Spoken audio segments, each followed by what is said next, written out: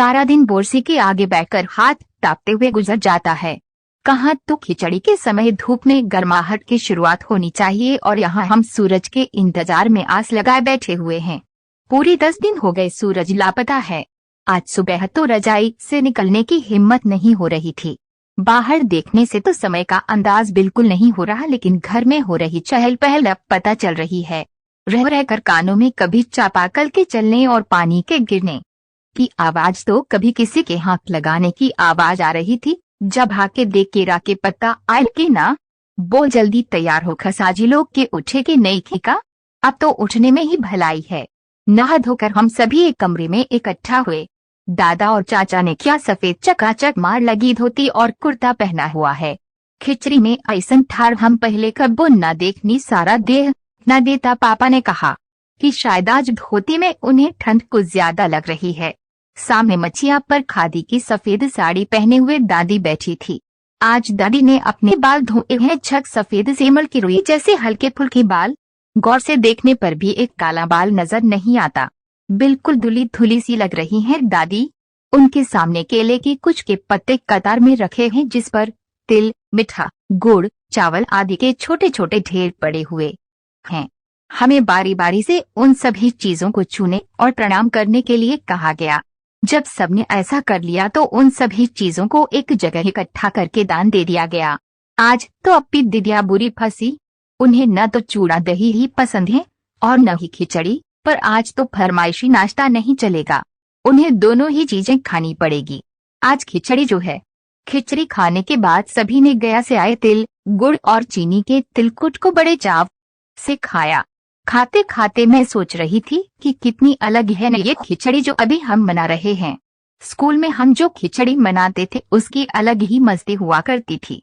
छुट्टी का दिन, नाव में बैठकर गंगा नदी की सैर और फिर टापू पर बालू में दौड़ते हुए पतंग उड़ाना या उड़ाने की कोशिश करना, कितना मजा आता था। इधर हम पतंग उड़ाते थे और वहीं थोड़ी दूर पर गुरुजी, विमला दिद्दा, आनंद जी, झिलमिट भैया सब मिलकर ईंट से बने चूल्हे पर बड़े बड़े कड़ाहों में खिचड़ी बनाते थे। हम भी बीच बीच में अपनी पतंगों को सुस्ताने का मौका देते हुए मटर और प्याज छीलने बैठ जाते। वैसी खिचड़ी फिर दोबारा खाने को नहीं मिली।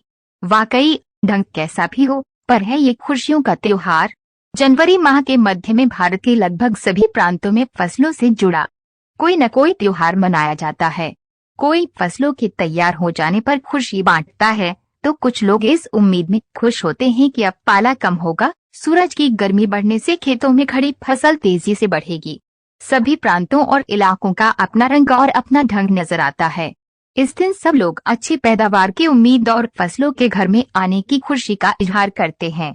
उत्तर प्रदेश, बिहार, मध्य रस संक्रांत या तिल संक्रांत, असम में बिहू, केरल में ओणम, प्रदेश में मकर, तमिलनाडु में पोंगल, पंजाब में लोहड़ी, झारखंड में सरहुल, गुजरात में पतंग का पर्व सभी खेती और फसलों से जुड़े त्योहार हैं। इन्हें जनवरी से मध्य अप्रैल तक अलग अलग समय में मनाया जाता है। झारखंड में सरहुल बड़े जोशो खरोश के साथ मनाया जाता है। 4 दिनों तक इसका जश्न चलता रहता है। अलग अलग जनजातियां इसे अलग अलग समय में मनाती है। संथाल लोग फरवरी मार्च में, तो उरांव लोग इसे मार्च अप्रैल में मनाते हैं। आदिवासी आमतौर पर प्रकृति की पूजा करते हैं।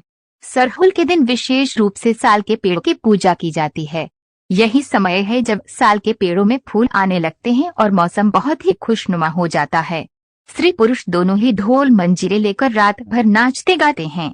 चारों ओर फैली हुई छोटी छोटी घाटियां, लंबे लंबे साल के वृक्षों का जंगल और वहीं आसपास बसे छोटे छोटे गांव, लिपे पुते करीने से बुहारे और सजाए गए अपने घरों के सामने लोग एक पंक्ति में कमर में बाहें डालकर नृत्य करते हैं।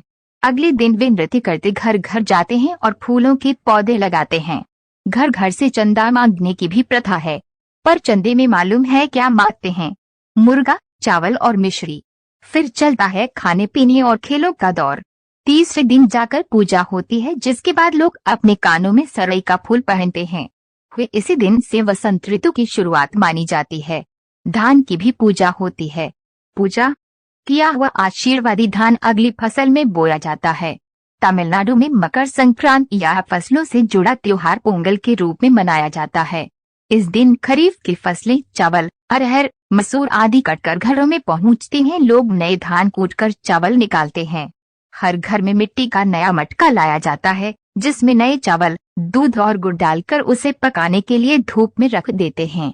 हल्दी शुभ मानी जाती है, इसलिए साबुत हल्दी को मटके के मुंह के चारों ओर बांध देते हैं। ये मटका दिन में 10:30-12 बजे तक धूप में रखा जाता है।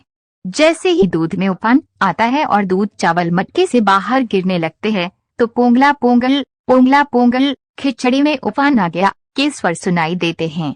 दूसरी ओर गुजरात में पतंगों के बिना तो मकर संक्रांति का जश्न अधूरा ही माना जाएगा।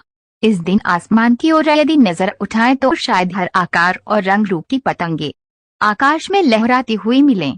प्रत्येक गुजराती, चाहे वो किसी भी धर्म, जाति या आयु का हो, पतंग उड़ाता है। हजारों लाखों पतंगों से सूर्य भी ढक सा जाता है।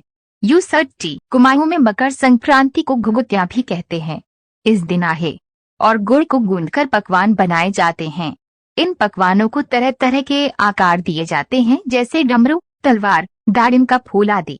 पकवान को तलने के बाद एक माला में पिरोया जाता है। माला के बीच में संतरा और गन्ने की गंडेरी पिरोई जाती है। ये काम बच्चे बहुत रुचि और उत्साह के साथ करते हैं।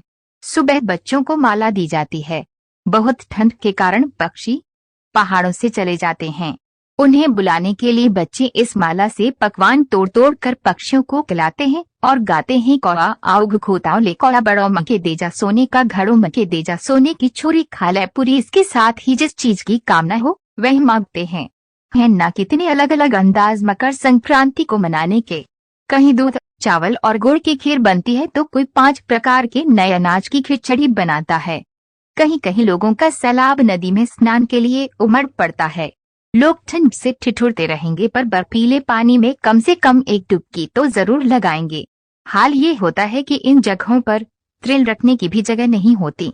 तिल से याद आया, मकर संक्रांति के दिन पानी में तिल डालकर स्नान करना, तिल दान करना, आग में तिल डालना, तिल के पकवान बनाना विशेष महत्व रखता है।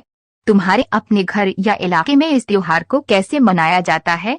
इसे खिचड़ी, पोंगल, मकर संक्रांति या कुछ और कहा जाता है, या आप फसलों से जुड़े कोई और त्योहार मनाते हैं?